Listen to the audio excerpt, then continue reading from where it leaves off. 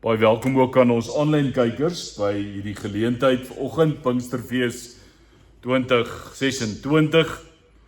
Ons het sopas die lofslied gesing wat dit eindig met die woorde soos in die hemel, so op die aarde, soos in die Ons Vader gebed. Maar ons hoor ook daarin in die laaste reël, soos in die hemel, so hier by ons. En ons het die afgelope paar weke alreeds vir mekaar iets gesê daarvan, in terme van dat ons ook hemel op aarde mense is. Dat ons nie uitsien na 'n hemel eendag nie, maar dat ons nou reeds die realiteit en die werklikheid van 'n nuwe lewe vier. Dat ons nie sê eendag as ek hemel toe gaan, dan gaan dit en dit gebeur nie. Maar dat ek die sekerheid kan hê, ek kan nou reeds 'n nuwe lewe, 'n opstandingslewe, 'n lewe in oorwinning leef. So as ons saam lees op Pinkster, dan lees ons uit Handelinge 2, seker die gebeure wat dit die mooiste beskryf, dit wat gebeur. En ons gaan dit met mekaar saam lees, die eerste 13 verse. Maar kom ons sit net so en dan bid ons saam. Here, baie dankie dat ons ook op hierdie Pinksterfees, hierdie Sondag, U naam mag aanroep, dat ons die Heilige Gees mag gaan bid, as die Heer en lewendmaker wat gekom het, om ook in ons lewe 'n verskil te maak. Wat ons ook as ons later nagmaal laat vier, gemeenskap laat hê met die lewende en opgestane Here Jesus Christus en ook met mekaar. Maar baie dankie ook Heilige Gees dat ons nie weeskinders is nie, dat ons U ontvang as die ander voorspraak, een van dieselfde, die derde persoon in die goddelike drie-eenheid, die Vader, die Seun en die Heilige Gees. En daarom as ons oor hierdie gebeure lees, Here, dan is dit vir ons dalk moeilik om onsself in te dink in wat gebeur, want ons leef jare daarna. Maar ons wil ook kom vra vanoggend, bring weer die wind, blaas weer die asem en kom steek ook die vuur in ons lewe aan, sodat ons kan gaan getuig. Dis wat U ons beloof het aan Handelinge 1 vers 8, julle sal krag ontvang wanneer die Heilige Gees oor julle kom en julle sal my getuies wees in Jerusalem, Judea, Samaria tot aan die uithoeke van die wêreld. Met ander woorde, Here, ons redding is nie terwille van onsself nie, ons redding is terwille van die wêreld wat U so lief gehad het, dat U Jesus gestuur het en uiteindelik ook die Gees gestuur het om ons te help om 'n verskil te maak in die wêreld en die koninkryk te bou en die boodskap van liefde en genade te verkondig. Lei ons as ons die woord lees, as ons dit oordink, as ons saam nagmaal gebruik, mag dit 'n geleentheid wees wat U ook verheerlik. Ons aanbid U in Jesus se wonderlike naam. Amen. Vriende, ons lees uit Handelinge hoofstuk 2 en soos ek gesê het, vers 1 tot en met vers 13. Belangrik, toe die dag van die Pinksterfees aanbreek, was hulle almal op een plek bymekaar. Hoor net weer daai ding, een plek, almal op een plek bymekaar. Nou amper soos daai aand, toe Jesus skielik in hulle midde gestaan het agter toe deure, skielik was daar 'n geluid uit die hemel soos van 'n geweldige stormwind, en dit het die hele vertrek gevul waar hulle gesit het. Hulle het iets soos vuur gesien wat in tonge verdeel en op elkeen van hulle gekom het. Almal is met die Heilige Gees vervul en hulle het in ander tale begin praat, soos die Heilige Gees dit aan hulle gegee het om onder sy leiding te doen. Nou die belangrike. Dit was Pinksterfees. So, daar was groot gebeure in Jerusalem in die gang. So toe hierdie goed gebeur, gebeur dit weer eens nie geïsoleerd nie. Dit vind plaas binne 'n bepaalde konteks. So hoor wat sê vers 5. Wat was die konteks waarin vers 1 tot 4 afgespeel het? Daar het godsdienstige Jode uit al die nasies onder die son in Jerusalem gewoon. Toe die mense die geluid hoor, het 'n groot skare saamgedrom en, hoor nou hierdie, omdat elkeen gehoor het hoe daar in sy eie taal gepraat word, het hulle nie geweet hoe hulle dit het nie. En dan sê hulle die volgende. Verras en verbaas sê hulle toe, die mense wat daar praat, is tog almal Galileërs. Met ander woorde, is gewone mense. Maar wat sê hulle? Hoe hoor ons elkeen van ons dan sy eie moedertaal? En dan begin hy en hy sê, wie was almal daar? Perse, Medeërs, Elamiete, inwoners van Mesopotamië, Judea, Kappadosie, Pontus, die provinsie Asië, Frigië en Pamfilië, Egipte, dele van Libië, om Sirene, mense uit Rome. En hoor nou net wat gebeur op Pinksterdag al. Jode sowel as heidene wat die Joodse geloof aangeneem het, Kretensers en Arabiere. Wat sê al hierdie mense? Hulle sê, ons hoor hulle in ons eie tale praat oor die groot dinge wat God gedoen het. Julle sal krag ontvang wanneer die Heilige Gees oor julle kom en julle sal my getuies wees, Jerusalem, Judea, Samaria, tot aan die uithoeke.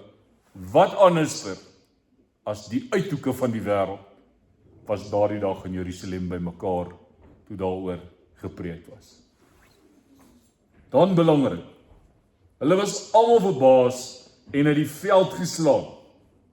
Party het vir mekaar gevra, wat kan dit tog beteken? Maar party het gespot en gesê, hulle is dronk. En as jy nou verder wil gaan lees vers 14, dan hoor ons nou hoe Petrus, vol van die Heilige Gees, verkondig en uiteindelik vir die mense sê, maar is nog te vroeg in die oggend om dronk te wees. Nou besef ek, dit was daai tyd. 2026 is al heel waarskynlik mense wat nou al dronk is of nog herstel van gisteraand dronkenskap. Nog steeds nie eers weet, dis die 24ste Mei.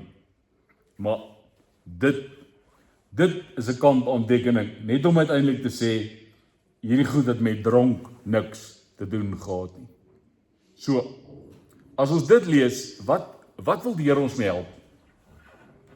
As hy ons vat van daai aand, waar die disippels bang was agter toedeure, vrees aangedrewe, dan wil ons vir mekaar sê, Pinkster begin aanvanklik nie met vrees, met vuur nie. Pinkster begin met vrees. Met bang disippels wat 'n toekoms gehad het. Hulle Here is gekruisig. Hulle weet nie waar hy is nie. Hulle kloek maar by mekaar as 'n groepie wat mekaar oor 3 jaar leer ken het. Maar hulle is bang. En hulle weet dat as hulle leier en Here doodgemaak is, wat is die kans dat daar met hulle iets kan gebeur? Sou die Jode nie ook vir hulle vervolg nie?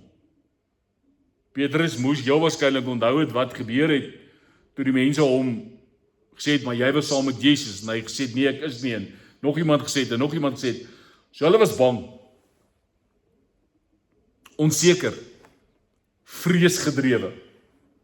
En dis kom Jesus, as hy by hulle kom, en hulle die aanvanklike skok te bowe kom van sy verskyning, by hulle agter toe deure, is die eerste ding wat hy sê, vrede vir julle.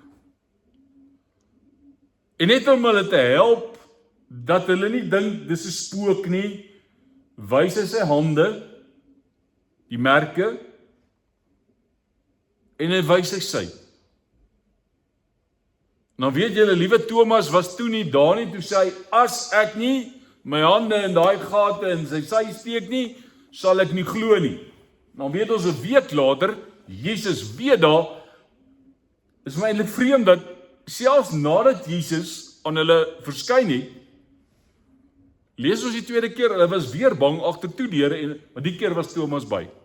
Hy het weer gesê vrede. So hy kom Thomas.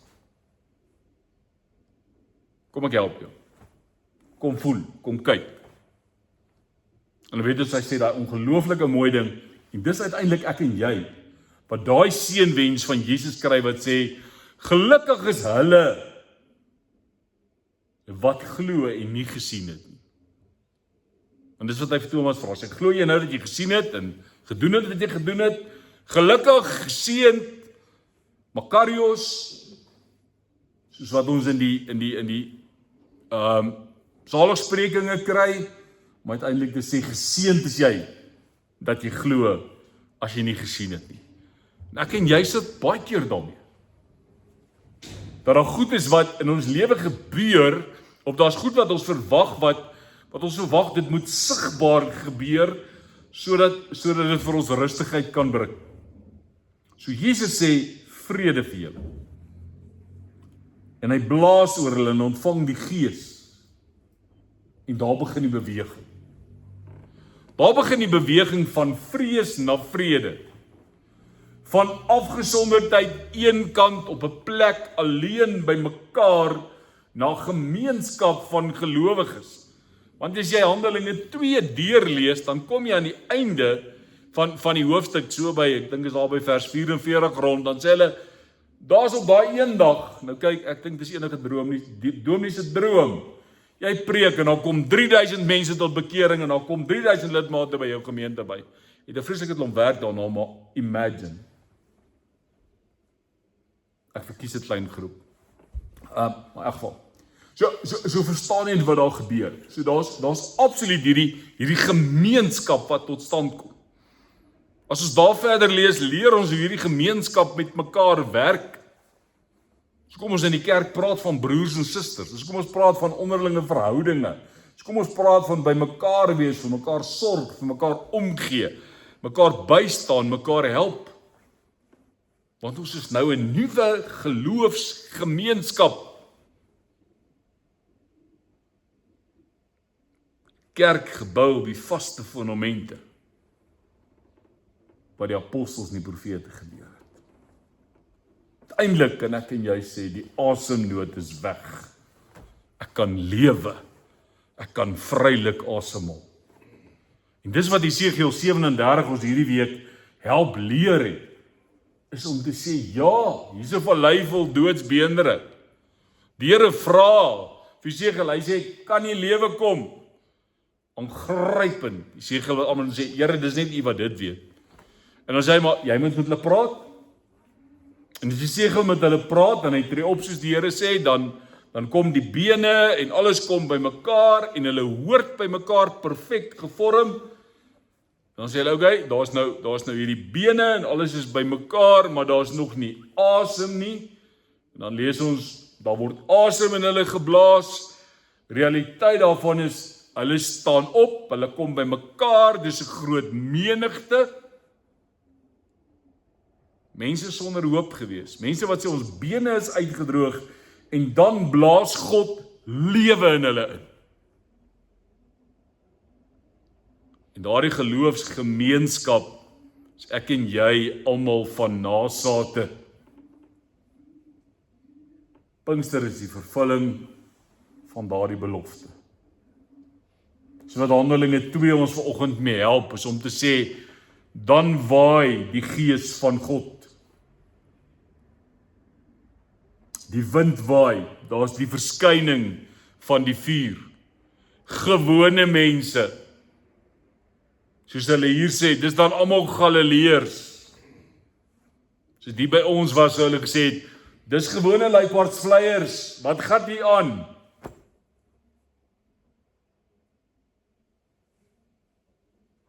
Maar elkeen anders wat in daai omgewing is, hoor in sy taal die goeie werke en die groot werke van God. Dit help ons. Dit help ons Want dit maak dat nie een van ons kan sê, maar ek kan nie.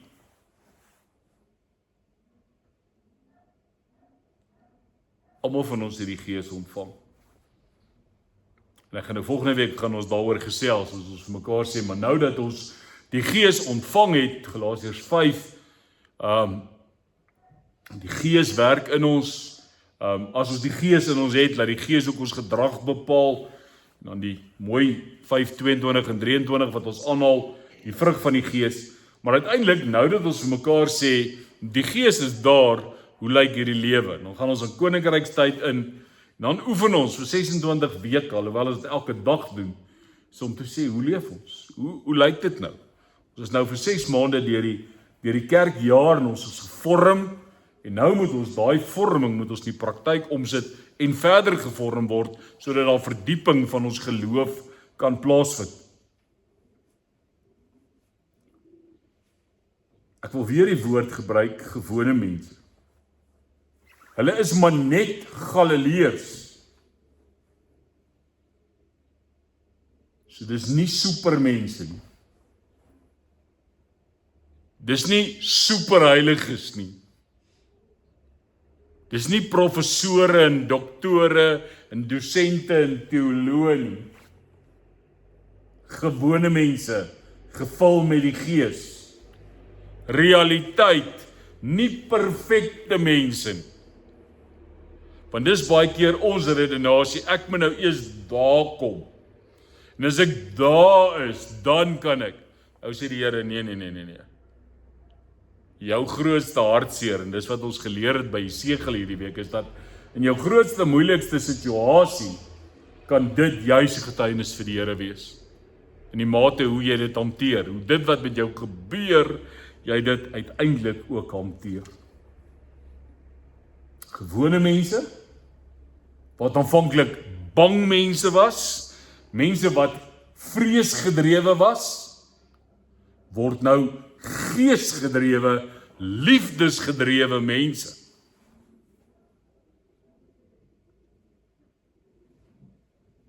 En dalk moet ons 'n bietjie dieper kyk na Pinkster as net die krag wat God gegee het. Maar ook in die feit dat God in die Gees ook naby aan ons gekom het. So ons terugdink aan Advent oor Jesus, hy het onder ons kom woon, hy het in ons woonbuurt ingetrek, hy het mens geword, vlees geword, hy het onder ons kom bly.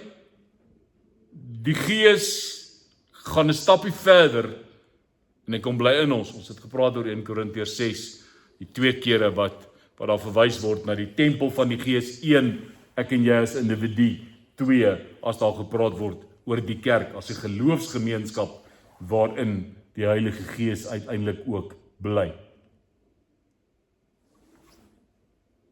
En dan is dit vir my belangrik dat jy iets verstaan hiervan, oor asem.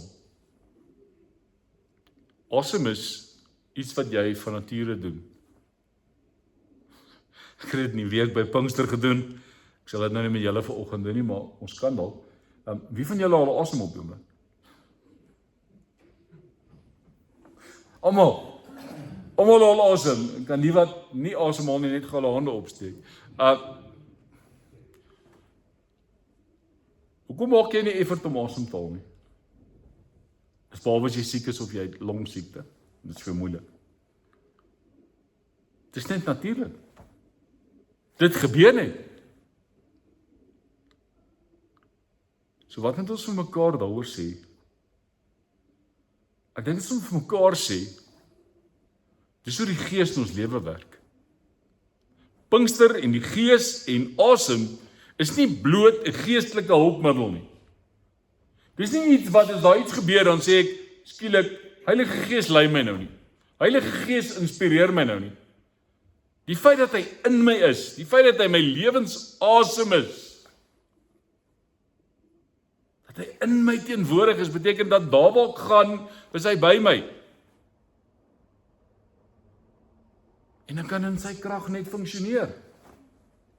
Ek kan in sy asem net reageer en lewe en doen wat God van my vra. So dit raak nie emosionele ervaring nie, wat jy al hoor en hoor moet ophype, sodat mense tog net kan 'n belewenis hê nie.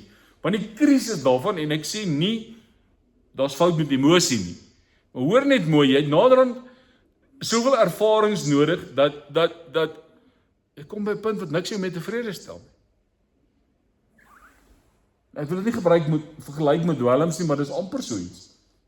As jy begin stout skoolkind agter die badkamers, ou sigaretjie rook, en dan nie lank daarna nie, dan kom jy agter jou, maar die sigaret doen nou nie meer dit nie, en dan begin jy nou, ek weet nie of jy dit deesdae nog so kry, en dan rook jy die sonder die filter, en eers dan kry jy ook nie genoeg kiek daar uit nie, en die volgende oomblik dan probeer jy 'n volgende enetjie dingetjie, as jy ooit vir jou, my genade, dan is jy in baie diep moeilikheid, want jy het elke keer 'n beter fix nodig, sodat jy dieselfde ervaring kan hê, en elke keer 'n beter ervaring hê. So daarom is die uitstorting van die Gees, is alles behalwe emosionele ervaring, waarvan jy elke keer iets meer moet hê, net sodat jy gesatisfy kan word. En dit gaan nie oor jou nie. Dis nie die realiteit wat ons moet besef. Hy gee ons sy Gees, om ons te help. Los julle nie as weeskinders nie. Hy is teenwoordig. God se nuwe wêreld breek deur. Daarom kom Pinkster, kom die Gees, en hy breek deur grense. Hy breek deur vrees, verdeeldheid, moedeloosheid. Ek sê weer gaan lees net hierna vers 14. Die disippels sit nie meer agter geslote deure nie. Jy kan nie glo na die Gees oor hulle kom. Dis dieselfde ouetjies wat daar gesit het agter toe deure en so bang was en gebewe het nie. Want toe preek hulle. Toe maak hulle 'n verskil. So die Gees oorbrug ook daardie afstand. Hy breek dit wat hulle aan bande gehou het en hulle gaan aan.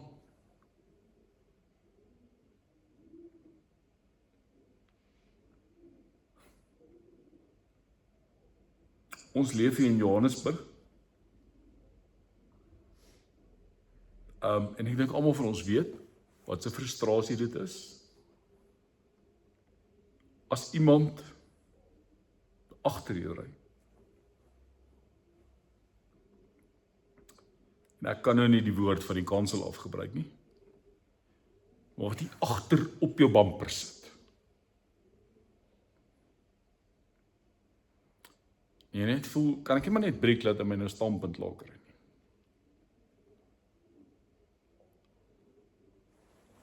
Met ander woorde, ouens ry partykeer te naby om mekaar. So kom daar bumper bashes plaas. Maar iets daarvan word deur die Heilige Gees afgebreek.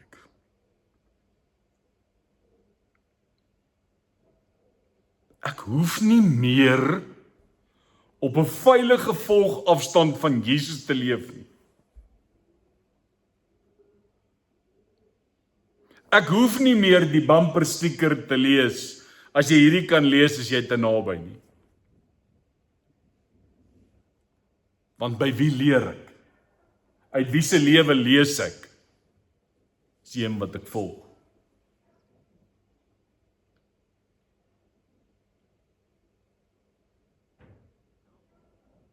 So dis die enigste plek waar jy maar volgafstand kan los. Want lang voordat ons nader beweeg het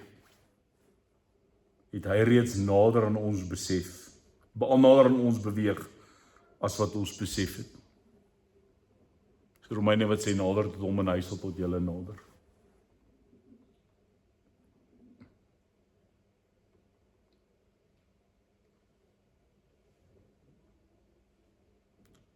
Jesus wil vir ons 'n tuiste gee. Plek waar ons behoort. Plek waar ons kan bly. Nou hoor ons om in Johannes 14:2, het gaan om vir julle plek gereed te maak. Die huis van my vader is al baie woonplek. Ook moet ek die Engels lees. Jesus longs to give us a home, a sense of belonging, and a place to dwell. So Pinkster. Pinkster bring mense tuis.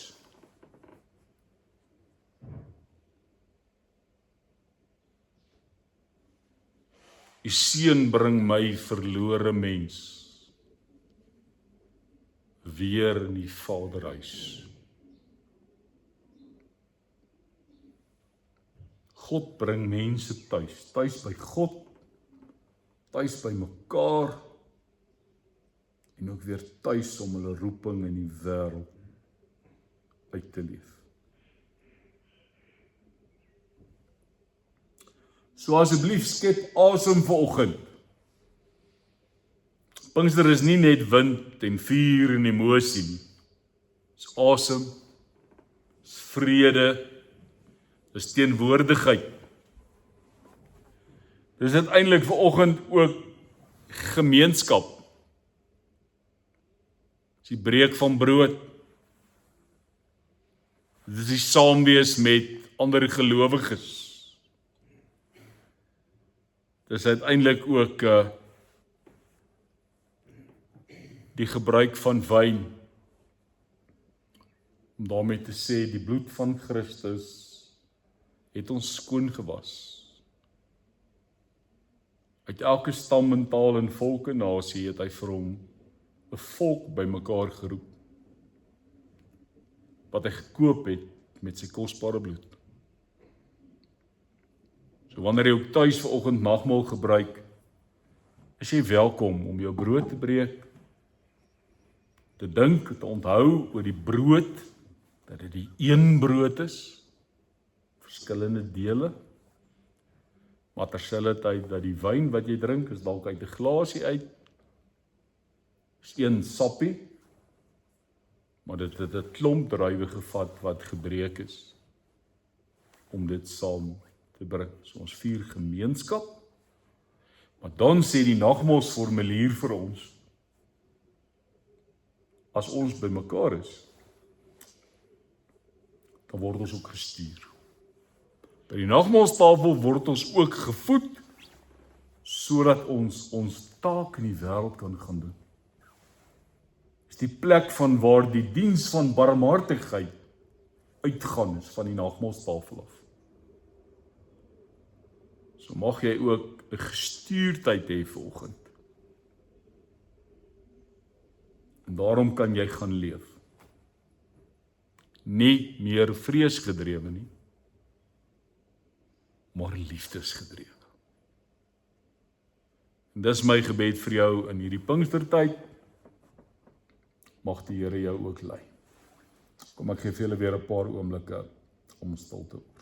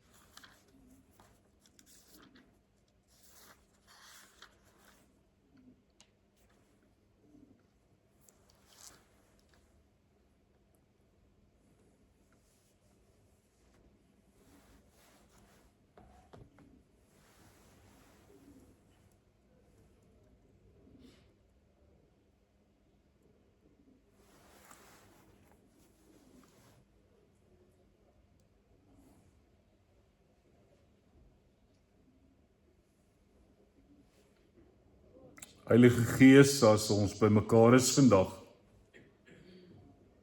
dan sê ons dankie dat U ons salf tot diens en heiligheid. tot koning, priester en profeet, ook tot ware Christen wees. Dankie Gees van God dat U wonderbaar bly en ons voortdurend inspireer van vreesgedrewe na liefdesgedrewe, dat ons met U en met mekaar in liefde saam kan leef.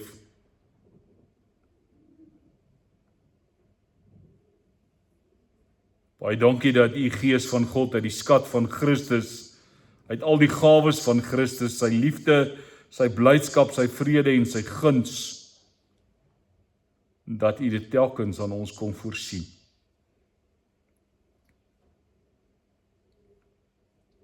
En dan is my gebed as ek van vreesgedrewe na liefdesgedrewe moet gaan leef, dat U as Heilige Gees my sal lei,